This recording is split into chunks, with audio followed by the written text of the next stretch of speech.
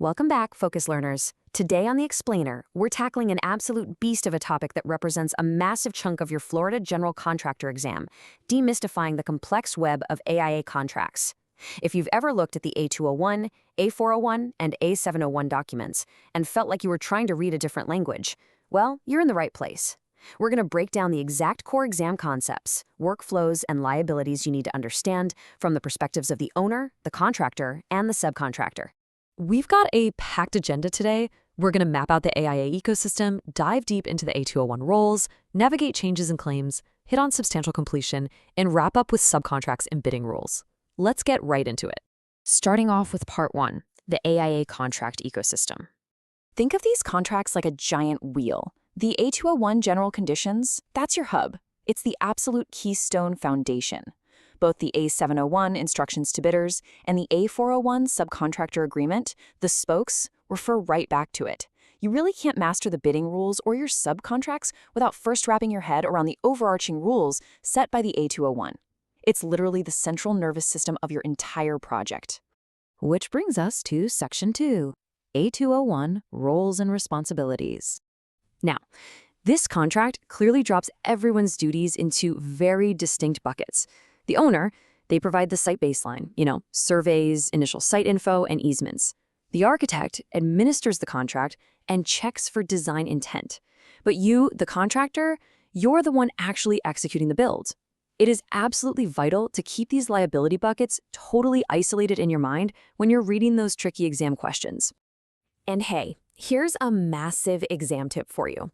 Whenever the test tries to trip you up about means, methods, sequences, or job site safety, the answer is always, and I mean absolutely always, the contractor. Look, the architect designs it, sure, but you build it. You hold the ultimate liability for how that work actually gets done on the ground. Oh, and another quick, highly testable point on your duties under Article 3, you've got to have a competent superintendent on site at all times when work is happening. The exam absolutely loves this one. Basically, if hammers are swinging, your representative has to be right there on the ground, directing the workflow and keeping things safe. Now, what's actually really interesting here is how much the A201 limits the architect's liability. A lot of students just assume the architect is bossing the whole site around. Well, spoiler alert, they aren't. They're an administrator. They're not your job site babysitter, and they definitely aren't a full-time inspector. Even when they certify an application for payment, it's just based on general observation, not some rock-solid guarantee of perfect quality. All right, let's move on to Section 3, Navigating Changes and Claims. So, the exam absolutely loves to test the sharp contrast between a change order and a construction change directive, or CCD. Think of a change order as total harmony. The owner, architect, and contractor all sign on the dotted line and agree on the cost and time impact. But a CCD, that's a mandate to keep moving. The owner and architect sign it, and you, the contractor, have to proceed immediately, even if we haven't agreed on the final bill yet. It's basically there to prevent the whole project from just stalling out. Okay, I want you to burn this number into your memory right now, 21. Under the A201, 21 days is the strict, hard deadline you have to file a written claim notice after an occurrence or after you first recognize a problem. If you miss this 21-day window, you seriously risk waiving your right to the claim entirely. Don't let that happen. Now contrast that 21 with 14. 14 is the number of days you have to notify the owner and architect if you hit a hidden surprise. We're talking about concealed conditions that differ materially from the contract docs. Imagine digging a foundation and suddenly hitting massive undocumented bedrock. You've got exactly 14 days to raise your hand and give written notice. So, what happens if a claim isn't resolved right away? Well, you have to follow an exact step-by-step path. It always starts by submitting the claim to the initial decision maker, or IDM, which is usually the architect. Only after the IDM makes a call or a specific time frame passes can you move on to mediation.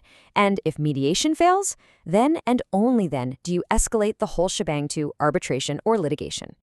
And here's a huge exam tip on that exact process. Skipping a step in this mandated dispute flow will cost you super easy points on the test. You literally cannot just jump straight to suing the owner. The contract enforces this very structured cooling off and resolution process for a reason. Moving right along to Section 4, Substantial Completion and Payment. Let's dive into this next definition, because substantial completion is a massive turning point in the project lifecycle. It's the exact stage where the work is complete enough that the owner can actually move in and use the building for its intended purpose. And this triggers a huge shift in risk. Responsibility for utilities, security, and insurance, all that goes right back to the owner. Plus, it's the magical moment where typical retainage is finally released.